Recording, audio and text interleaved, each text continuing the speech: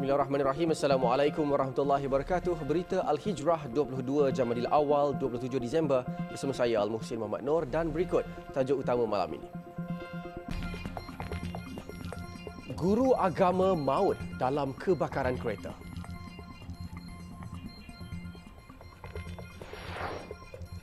Juga banjir kilat di Kajang. Paras air Langat naik lagi.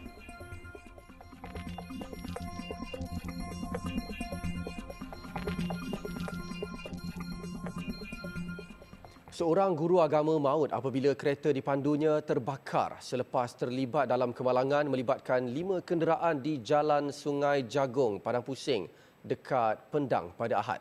Dalam kejadian jam 4.40 petang itu, mangsa Yahya Ash'ari, 65 tahun, memandu kereta Pro 2 Viva. Baru selesai mengajar di Kolej Islam Darul Ulum Pokok Sena dalam perjalanan pulang ke rumahnya di Kampung Lubuk Reba. Ketua Polis Pendang Deputi Superintendent Aris Syam Hamzah berkata kejadian melibatkan 5 kenderaan iaitu Pro 2 Viva, Proton Saga, Toyota Hilux, Proton Myvi dan sebuah Proton Wira. Kemalangan berlaku apabila kereta Pro 2 Viva yang dipandu mangsa dari arah Sungai Jagung menghala ke Padang Pusing cuba memotong kereta Proton Saga di hadapannya. Bagaimanapun mangsa gagal memotong lalu bertembung dengan Toyota Hilux sebelum terbabas dan melanggar 2 buah kenderaan lain. Akibat pertembungan itu, Pro 2 Viva itu dipercayai terseret lebih 10 meter di atas jalan lalu terbakar menyebabkan pemandunya terperangkap dan rentung. DSP Aris Syam berkata kemalangan itu membabitkan 12 orang mangsa di mana 1 maut, 2 cedera ringan, 9 mangsa tidak mengalami kecederaan. Mayat mangsa ditemui rentung di tempat duduk pemandu dan dihantar ke unit forensik Hospital Sultan Bahiyah HSB Alustar untuk berdasiasat. Kes disiasat mengikut Seksyen 41-1 APJ 1987. Di Terengganu, seorang doktor wanita melalui detik cemas apabila kereta Pro 2 Aksia yang dipandunya terjunam ke dalam laut di pantai Kampung Kolam, Batu Rakit, kira-kira jam 4 pagi tadi. Bangsa yang dikenali sebagai Dr. Nur Ilhani, 35 tahun, bagaimanapun berjaya menyelamatkan diri dan hanya mengalami kecederaan ringan. Menurut rakan mangsa Muhammad Azwan Jusoh, mangsa dikatakan dari arah kampung Mengabang terliput dalam perjalanan untuk merawat pesakit. Setiba di selekoh, kereta mangsa dikatakan terbabas lalu terjunam dan jatuh dari tebing pantai setinggi 10 meter. Katanya dia menerima panggilan daripada suami mangsa kira-kira jam 4.50 pagi. Terus bergegas ke lokasi kejadian untuk membantu mangsa. Bersyukurlah dia selamat. Kerana kalau tengok pada keadaan kereta ni memang orang tak ada apa-apa. Sebab daripada maklumat dari polis pun, saya tengok tadi maklumat dari polis, dia bagi tahu mangsa macam mana. Adakah ada kat sini, tak ada kat sini. Bila saya beritahu polis mangsa ada kat sini, dia pun denda lah. Maknanya dia pun dah standby dengan Jepam tadi. Dia orang tengok takut ada apa-apa ke mangsa. Tapi dah dia orang tahu mangsa keadaan okey, dia pun... Mangsa yang hanya mengalami kecederaan ringan mendapat rawatan sebagai pesakit luar di klinik berdekatan dan dibenarkan pulang selepas menerima rawatan. Penduduk di apartmen Sri Duta 1, Taman Duta diarahkan berpindah selepas berlaku tanah runtuh pada bahagian bawah beberapa blok apartmen di situ. Difahamkan runtuhan berlaku susulan hujan lebat yang melanda kawasan sekitar Lembah Kelang sejak Sabtu lalu. Menteri Wilayah Persekutuan Datuk Seri Syahidan Kasim dilaporkan berkata penduduk di apartmen berkenaan diarah mengosongkan kediaman masing-masing atas faktor keselamatan. Katanya Institut Kerja Raya Ikram sedang meneliti perkara itu dan akan berbincang dengan Dewan Bandaraya Kuala Lumpur DBKL dan pengurusan Pangsapuri berhubung jalan penyelesaian. Laporan Ikram berhubung kejadian itu dijangka siap hari ini. Sementara itu, Polis Kuala Lumpur Datuk Azmi Abu Kasim dilaporkan berkata pihak kontraktor sedang melaksanakan kerja mengukuhkan asas tanah di bangunan yang terkesan sehingga kini tiada pergerakan tanah dikesan. DBKL memindahkan 34 keluarga minggu lalu. Ekoran kawasan itu dianggap tidak selamat oleh Jabatan Kerja Raya JKR. Sementara itu, 128 pelajar lelaki Universiti Islam Tersebut dengan meletakkan kon dan sawar-sawar serta menghubungi konsultan Jabatan Kerja Raya JKR untuk tindakan lanjut. Beberapa pengunjung Pesta Ria di Jerantut, Pahang nyaris maut apabila skru pengikat sangkar buaian rosak. Kejadian antara 9 hingga 10.30 malam semalam menyebabkan suasana kecoh selepas beberapa buah sangkar yang memuatkan pengunjung kanak-kanak jatuh ketika buaian berpusing. Kanak-kanak tersebut dilihat hendak jatuh dalam buaian yang berpusing. Sangkar itu juga dilihat terbalik. Ibu bapa yang berada di situ cuba menenangkan 3 orang anaknya yang menjerit dan menangis ketakutan. Kecuaian pihak pengurusan pesta raya ini mengundang kekecewaan dan marah ibu bapa. Dipercayai sangkar buaya ini sudah lama tidak diselenggara. Sindiket Ahlong dilaporkan mula mendekati mangsa-mangsa banjir Selangor untuk mengambil kesempatan dengan menawarkan pinjaman secara tidak sah.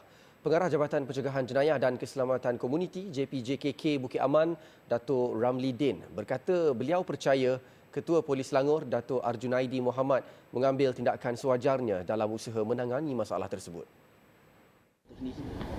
Saya percaya tindakan telah diambil oleh Yang Dihormati Datuk KP dalam usaha untuk menjelaskan kepada masyarakat tentang isu-isu sebeginilah, ya. Jadi nasihat-nasihat juga diberikan melalui pegawai dan anggota-anggota polis di bawah. Kita ada sektor, ya, polis bahagian sektor. Beliau berkata demikian selepas majlis penyampaian bantuan warga polis terjejas akibat banjir di IPK Selangor siang tadi. Beliau bagaimanapun tidak menyatakan secara spesifik sama ada menerima aduan berhubung kehadiran Ahlong itu. Sementara itu, dalam perkembangan banjir, Datuk Ramli memaklumkan seramai 632 pegawai dan anggota polis yang terjejas akibat banjir di Selangor di bawah Ibu Pejabat Polis Daerah IPD seperti Shah Alam, Kelang Utara, Kajang serta dari IPK sendiri. Turut terkesan adalah kuartus dan balai polis di Taman Seri Muda. Sindiket pemprosesan ketum yang diketuai bekas penjawat awam lebih 4 tahun lalu tumpas dalam 3 serbuan berasingan. Serbuan pada 22 Disember dan semalam di sekitar Kulai dan Johor Bahru turut menahan 12 yang lain termasuk 8 penjawat awam. Ketua Polis Johor Datuk Ayub Khan Maidin Piche berkata pembongkaran sindiket itu hasil susulan penangkapan lelaki berumur 42 tahun positif metafetamin yang juga penghantar daun ketum seberat 700 kg dari utara ke selatan dalam ops bersepadu di Simpang Renggam pada 21 Disember lalu. Susulan itu katanya 2 serbuan dilakukan dan menahan 4 suspek termasuk ketua sindiket, 2 pekerja serta seorang wanita iaitu isteri kepada ketua sindiket yang bertindak sebagai akaunten. Modus operandi yang digunakan oleh sindiket ini adalah menyewa kilang untuk dijadikan tempat membungkus dan memproses ketum. Bekalan ketum ini diperolehi pada pembekal utara tanah air menggunakan lori yang bawa buah-buahan daripada utara ke selatan. Dan kegiatan ini popular sejak kebelakang ini, kurang daripada pasaran ketum yang tinggi dan permintaan yang meningkat. Harga semasa bagi daun ketum adalah RM35 sehingga RM80 sekilogram. Dan manakala harga sebotol air ketum berat 1.5 liter dijual dengan harga RM13 hingga RM25. Jelas Datuk Ayub Khan, ketua sindiket berusia 35 tahun berkhidmat sebagai penjawat awam pada tahun 2011 tetapi diberhentikan pada 2014. Suspek turut mempunyai rekod jenayah lampau. Sindiket ini memperoleh keuntungan hasil jualan air dan daun ketum sehingga RM200,000 sebulan. Malah pekerja memasak daun ketum menerima gaji antara RM5 hingga RM10,000 sebulan. Sindiket ini menjadikan kilang dikempas sebagai tempat proses ketum dengan kadar sewa bulanan RM1,000. Katanya penahanan 8 penjawat awam, lelaki berumur 25 hingga 39 tahun, malam tadi di Kulai dan Johor Bahru disyaki terlibat bersekongkol dengan sindiket terbabit. Kes disiasat di bawah Seksyen 30-3 Akta Racun 1952. Truk Malbat disangka kenderaan bantu banjir.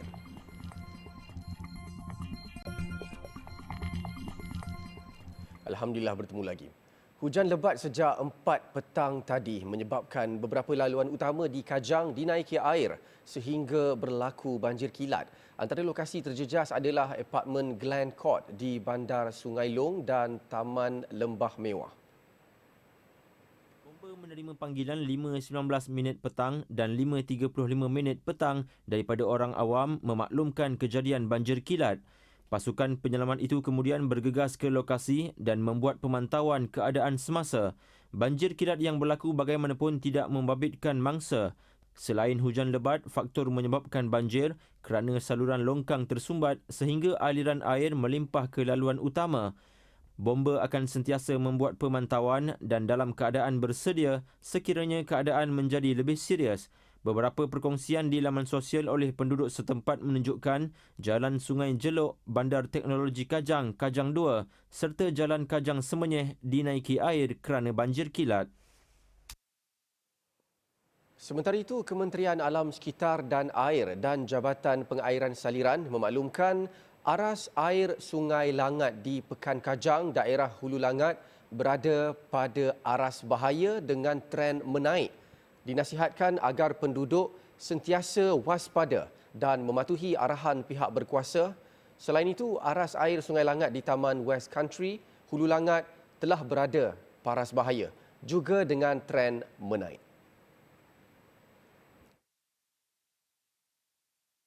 Bantuan RM1,000 kepada mangsa banjir di Selangor menerusi inisiatif Selangor Bangkit akan mula disalurkan seawal Rabu ini. Menteri Besar Datuk Seri Amiruddin Syari berkata pihaknya menetapkan 3 kategori penerima bantuan iaitu mangsa berpindah ke Pusat Pemindahan Sementara PPS, awam, mangsa yang berpindah ke PPS swasta persendirian dan mangsa yang tidak berpindah ke PPS. Bantuan akan diagihkan secara berperingkat dan akan dimulakan dengan kategori pertama dan kemudian disusuli mangsa kategori kedua. Mereka yang tinggal di PPS awam dan swasta dengan nama dan kad pengenalan sudah didaftarkan tidak memerlukan pendaftaran semula. Bagi kategori ketiga, kerajaan negeri akan mewujudkan Pusat Sehenti dan Pertubuhan Sukarelawan Selangor (SERV) yang akan digerakkan untuk pergi rumah ke rumah bagi mendapatkan nama serta maklumat mereka yang terbabit bermula 3 Januari 2022. Kerajaan negeri juga akan mengenal pasti ahli keluarga yang meninggal dunia disebabkan banjir bagi pengagihan bantuan RM10,000 menerusi inisiatif yang sama. Sementara itu, Datuk Seri Amiruddin berkata kerajaan negeri membatalkan sambutan ambang tahun baru yang dirancang pada Oktober lalu. Sambutan itu akan digantikan dengan majlis tahlil, bacaan doa selamat dan zikir munajat yang akan dilaksanakan di masjid di seluruh Selangor. Dewan Undangan Negeri Dun Melaka memberi penghormatan kepada Abang Viva yang membantu mangsa banjir di beberapa negeri sehingga mendapat perhatian masyarakat baru-baru ini. Ketua Menteri Melaka Datuk Seri Sulaiman Mat Ali mengakui tersentuh dengan usaha murni anak jati Alur Gajah itu yang sanggup membawa sebuah bot dengan menggunakan Pro 2 Viva miliknya dengan hanya berbekalkan wang RM50.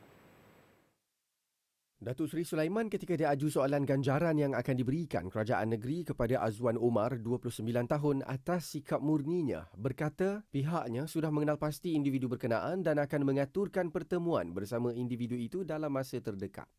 Terdahulu, kisah Azwan menggunakan kereta Pro 2 Viva dan sebuah bot dari Melaka ke Selangor bagi membantu mangsa banjir tular di laman sosial.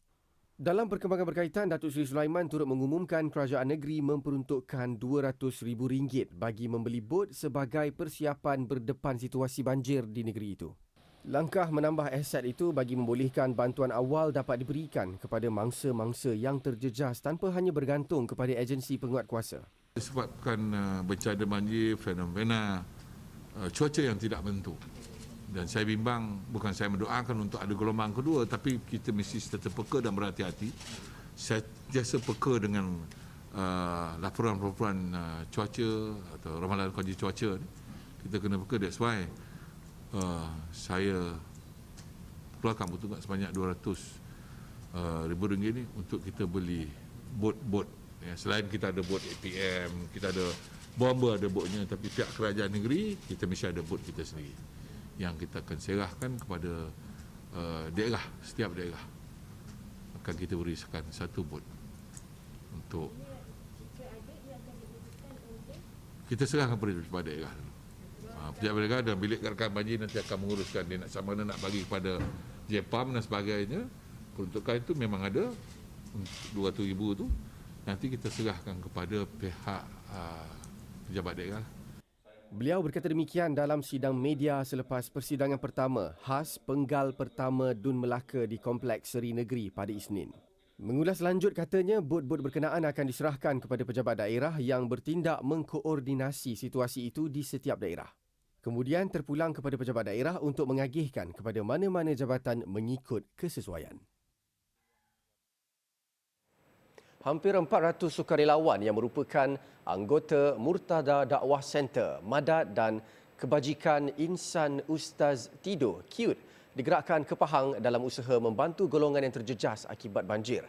Misi itu diadakan selama 3 hari bermula semalam, merupakan kerja amal fasa kedua di negeri Pahang bagi membantu mangsa-mangsa banjir di sini.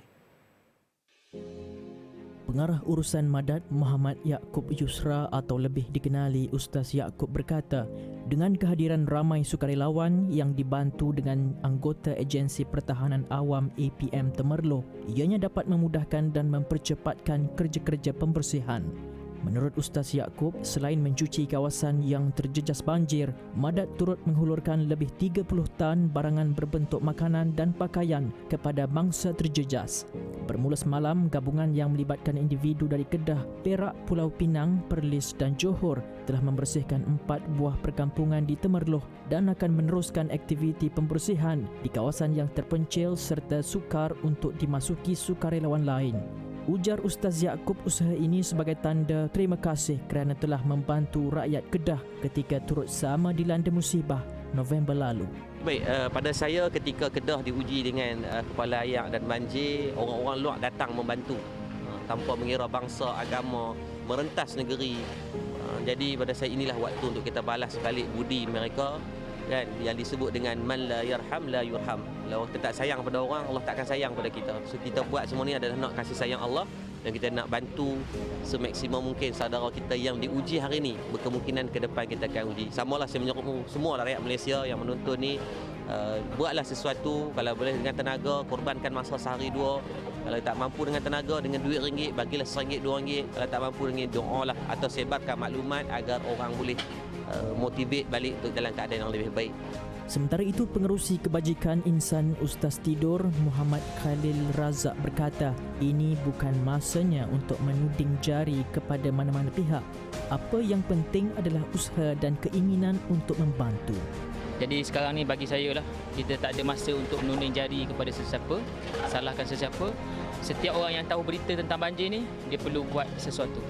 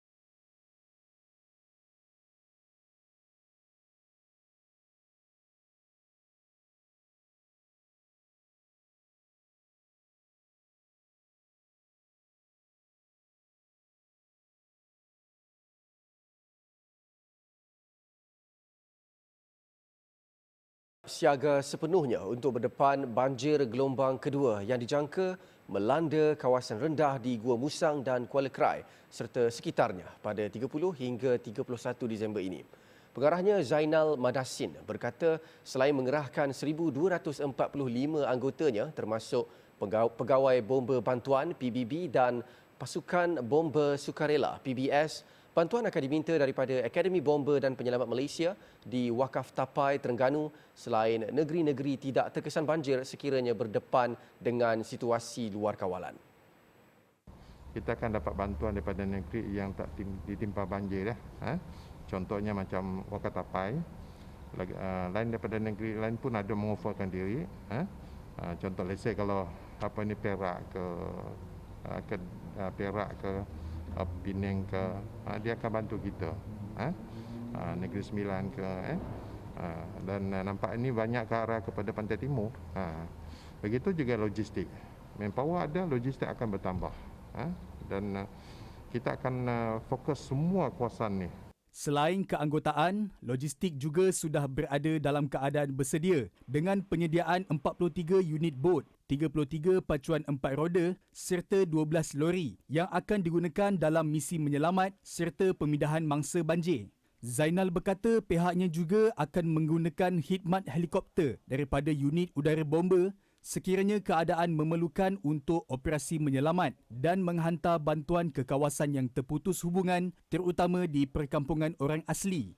Beliau berkata demikian dalam sidang media selepas meninjau pusat gerakan operasi banjir di Ibu Pejabat JBPM negeri di Kota Baru siang tadi. Zainal turut menasihatkan orang awam terutama penduduk di kawasan yang berisiko banjir agar sentiasa berwaspada dengan keadaan serta mendapatkan maklumat terkini berkaitan banjir. Pusat Ramalan dan Amaran Banjir Negara semalam menjangkakan kawasan rendah di Gua Musang dan Kuala Kerai serta sekitarnya mengalami banjir pada 30 hingga 31 Disember ini. Ramalan itu juga dibuat berdasarkan Sungai Galas di Limau Kasturi, Sungai Galas di Dabong dan Sungai Kelantan di Kuala Kerai yang dijangka melepasi paras bahaya pada hari berkenaan. Angkatan Tentera Malaysia ATM menafikan trak berlogo UN yang merujuk kepada Pertubuhan Bangsa-Bangsa Bersatu PBB digunakan dalam misi bantuan banjir. Panglima ATM General Tan Sri Effendi Buang berkata dakwaan yang tular di media sosial baru-baru ini adalah tidak benar. Menurutnya, paparan video tular berkenaan adalah untuk proses ujian penerimaan akhir FAT yang dilaksanakan ATM sebelum kenderaan itu diatur gerak ke Lubnan. Kenderaan itu adalah kegunaan kontijen Melbat 850 yang melaksanakan misi pengaman di bawah pasukan interim PBB UNIFIL. Beliau berkata, masyarakat diminta agar tidak menularkan perkara yang tidak pasti atau berita palsu sehingga mengundang pelbagai spekulasi dan mencetuskan suasana panik dalam kalangan masyarakat. Mereka yang menyebarkan perkara palsu boleh didakwa mengikut Seksyen 233 Akta Komunikasi dan Multimedia 1998. Baik, sebelum berehat kita hayati kata-kata keluarga Malaysia ini. Apabila ada ahli keluarga kita yang terdesak, kita mesti segera menghulurkan bantuan.